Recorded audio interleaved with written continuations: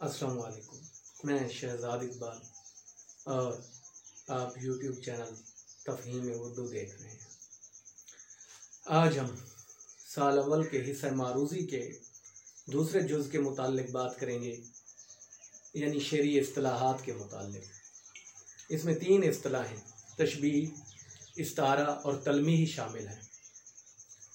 तो पहले तशबीह के हवाले से बात करते हैं। तशबीह अरबी ज़ुबान के लफ्ज़ शब्बा से माखूज़ है, जिसका मतलब है मुशाबियत होना, की मानद होना, के जैसा होना वगैरह। इस्तिलाह में किसी एक चीज़ को मुश्तरका खासियत, वो खूबी भी हो सकती है, खामी भी हो सकती है, की बिना पर किसी दूसरी चीज़ जैसा करार देना तशबीह कहलाता है, बशर्तिया कि वो सिफत दूसरी चीज़ में पहली चीज़ की निस्बत ज़्यादा हो। मसलन हम चिराग को तो सूरज जैसा कह सकते हैं, लेकिन सूरज को तो चिराग जैसा नहीं कह सकते, क्योंकि रोशनी सूरज में चिराग की मानद बहुत ज़्यादा है। इसलिए हम चिराग को सूरज से तशबीह दे सकते हैं। बुनियादी तौर पर तशबीह का मकसद भी यही होता है कि पहली चीज़ की कदर में, उसकी अहमियत में इजाफा करना। तो सिंपल लफ्ज़ों में तारीफ़ ये है कि किसी एक चीज़ को मुश्तरका खासियत की बिना पर किसी दूसरी चीज़ जैसा करार देना तशबीह कहलाता है। मसलन अली शेर की तरह बहादुर है। अब अली की बहादुरी को हम शेर जैसा कह रहे हैं, मतलब अली को तशबीह दे रहे हैं शेर से।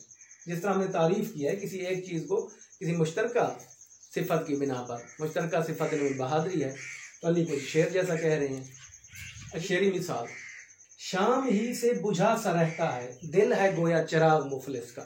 तो यहाँ हमने दिल के बुझने को मुफलिस के बुझे हुए चिराग से तशबीह दी है, या मुफलिस के बुझे हुए चिराग जैसा कहा है। यानी अगर आप तारीफ को जहन नशीन कर लेते हैं तो आप तशबीह को आसानी से समझ सकते हैं। यानी तशबीह के लिए एक तो लाजमी है कि उनमें मुश्तरका सिफत भी हो, और वो सिफत दूसरी चीज़ में जिससे हम तशबीह दे रहे हैं वो पहली चीज़ से ज़्यादा हो। तो एक चीज़ को हम दूसरी जैसा कह देते हैं, और एक चीज़ को दूसरी जैसा कहना ही तशबीह है। अब अरकान तशबीह देखते हैं। अरकान तशबीह 5 हैं: मुशब्बा, मुशब्बा बिही, वजह शुबा, हर्फ तशबीह और गर्ज़ तशबीह। मुशब्बा, जिस चीज़ को तशबीह दी जाए उसे मुशब्बा कहेंगे। अली शेर की तरह बहादुर है, तो अली को शेर से तशबीह दी जा रही है ना, यानी इस मिसाल में मुशब्बा अली है। शाम ही से बुझा सा रहता है, दिल है गोया चिराग मुफलिस का।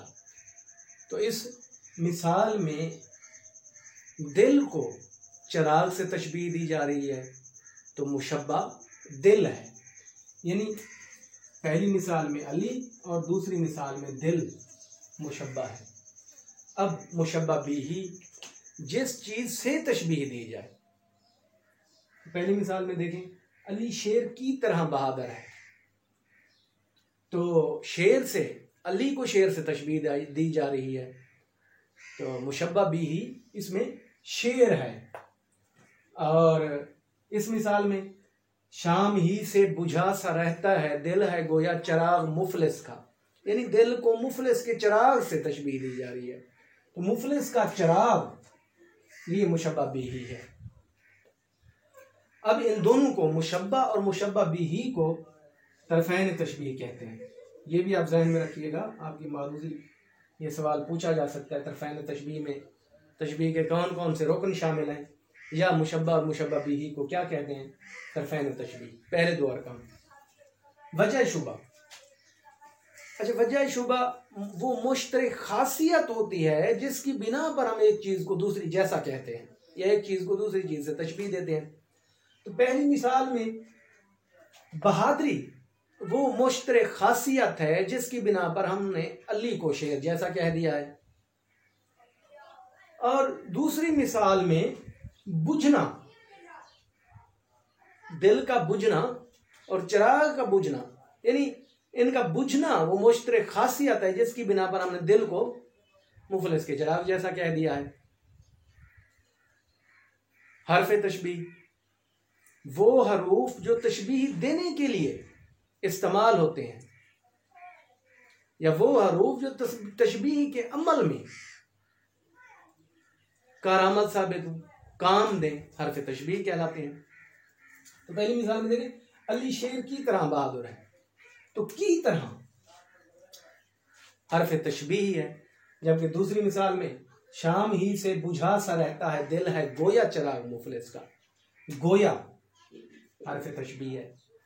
कि मानिद, के जैसा, की तरह, गोया, यानी ये हरूफ तशबीह की कुछ मिसालें हैं। गर्ज तशबीह, वो मकसद जिसके लिए हम एक चीज को दूसरी जैसा कह रहे हैं, एक चीज को दूसरी चीज से तशबीह दे रहे हैं। तो जाहिर सी बात है, अब यहां हमने अली को शेर से तशबीह दी है, तो अली की बहादुरी को साबित करना है। हमारा मकसद अली की बहादुरी साबित करना है, अली को बहुत ज्यादा बहादुर बताना है कि वो बहुत ज्यादा बहादुर है, शेर की तरह बहादुर है। अली की बहादुरी की अहमियत और वक़्त बताना है। तो हमारा यहाँ गर्ज, तशबीह देने की गर्ज यही थी कि हम अली की बहादुरी की अहमियत बता सकें या अली की बहादुरी की अहमियत में इजाफा कर सकें।